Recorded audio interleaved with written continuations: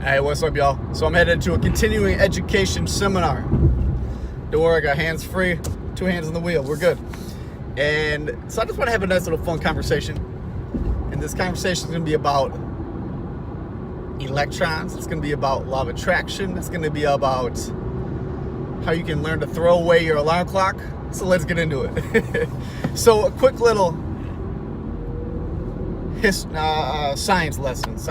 So if you remember back to 4th grade, 5th grade, and in there we had that model of like the cell, or not the cell, but you had that model where right in the middle you have the positive particle, the proton, and then on the outside you have the electron, the negative particle. And so the way they show it is it's kind of like right in the center there's that positive sign, and then the outside it's kind of scattered with these negative electrons just everywhere. Imagine like satellites orbiting Earth, something like that. So first off, we know that's wrong. I know it's in your old textbooks, your teachers told you, but it's wrong. Whenever somebody says the science is in, no, it's not. It's never in. That's not even the definition of science. So what they found was these electrons that are on the outside, they kind of picture them like there's like hundreds, thousands, I mean there's millions, whatever, but really they're located nowhere. It's called superlocation.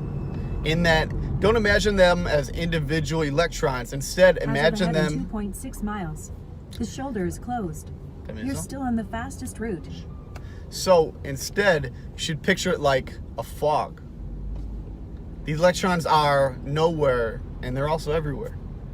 And as soon as, now getting into the science of it a little bit more, as soon as the scientist or the observer walks into the room, that fog of electrons condenses into a specific location and time, and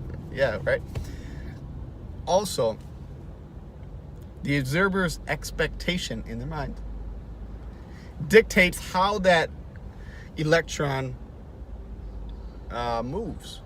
Does it move like a wave, or does it move like a particle? It's different, and it depends not on the electron, it depends on the observer. That's interesting. So now we just created reality, right? We condensed something, we manifested into a very specific place and location, and we gave it a purpose, and it reacted to that purpose. Kind of cool, very heady. Right, what the hell do we do with that? Let me tell you a couple different things. Number one, kind of sounds like law of attraction, doesn't it? I create something out of thin air, set my expectation, it shows up. Pretty cool. So, 2 things you can do. And now, don't trust me. Prove it to yourself. Cool? So,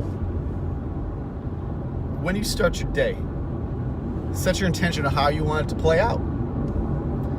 For example, here's what I've done in the past successfully, several times. In that I'll say, okay, I'm driving to work. All right, I'm gonna get to work. I want 5 people waiting for me, patients waiting for me. I also want 6 new patients today, and I want somebody to get me free lunch. Now I don't know how these things are gonna come to pass, but I say, all right, here's my intention. More often than not, it works out very, very well.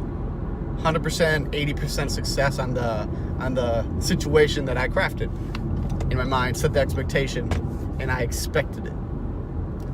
Now another way you can play around with this is when you're going to sleep.